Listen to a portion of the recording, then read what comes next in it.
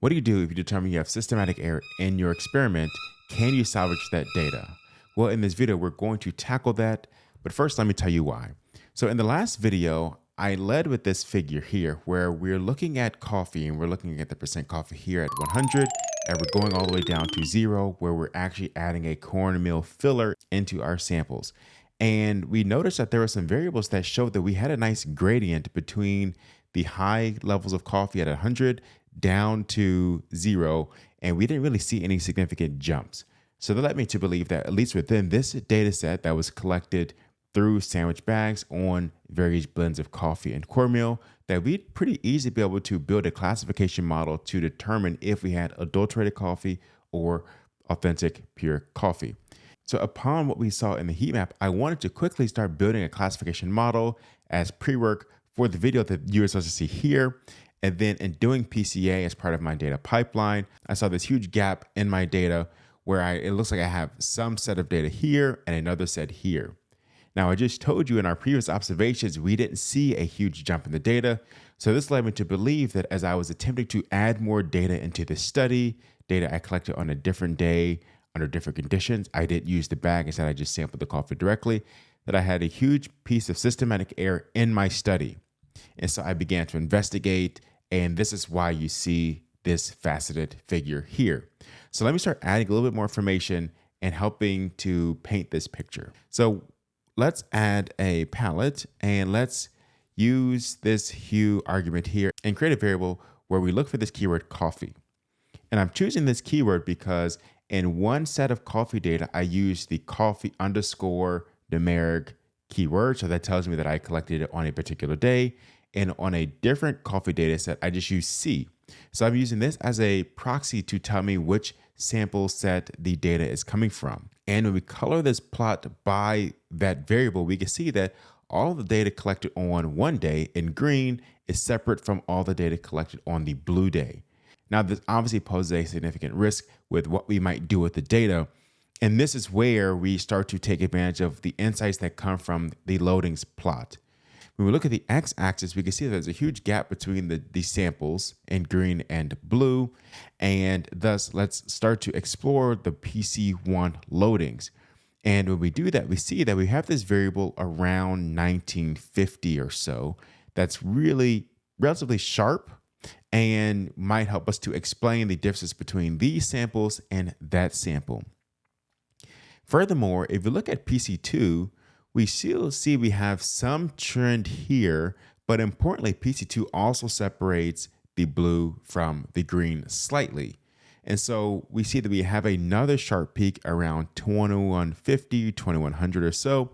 And so this leads me to believe that maybe if we were to eliminate these features out here, we might be able to move these points closer together.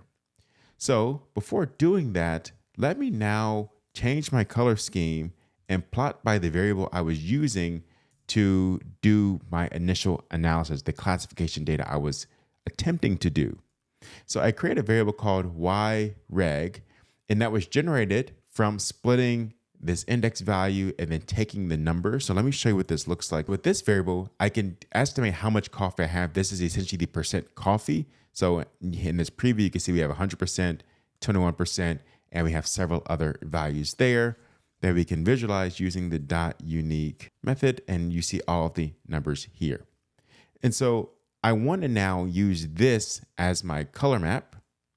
And if we rerun this, you see that we have our quantitative differences here. This is what we observed in the last video.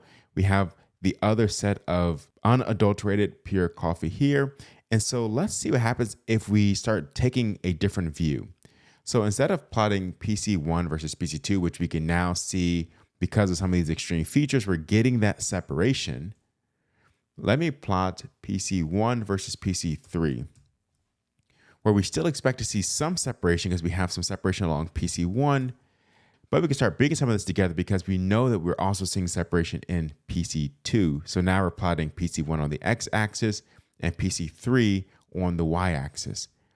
Now, in a way, because I have a strong enough understanding of NIR and other analytical techniques, and this is where that domain expertise comes in, I suspect that if I were to eliminate some of these higher wavelength features, I could probably bring this yellow group closer together, because what I really want to do is not predict the day the samples will run, but rather predict, is this yellow, which are my pure coffee samples, or not, which would be the adulterated samples.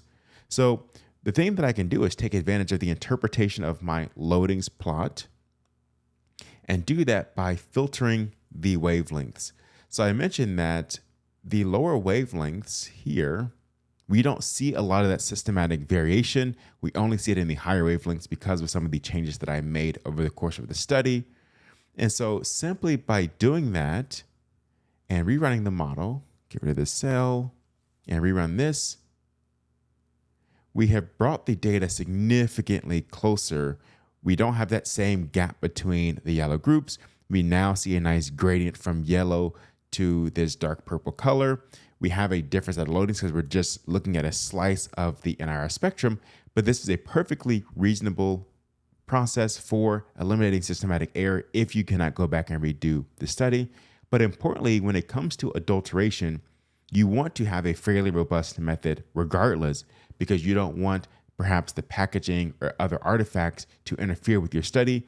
So if we can select a narrow band of wavelengths that are really specific for what we're attempting to do, this is a great workaround to improve our method. So now in the next video, I'm going to take this data and start building my classification model to determine, is this material authentic in yellow or has it been adulterated in any of the other colors? And so as part of that workflow, I am now taking this data, slicing it, creating a new variable called isAdulterated, and then saving this in a process data folder to then move into our next step. If you want to be aware of when that video comes out, subscribe to the channel. If you have any other questions or any other techniques you would apply to this, leave a comment. I'll give it a shot. I've already implemented some of the other feedback based on your comments. So let's make this a community. Let's jump in the lab together and do it. In any case, let's see the next one. Peace.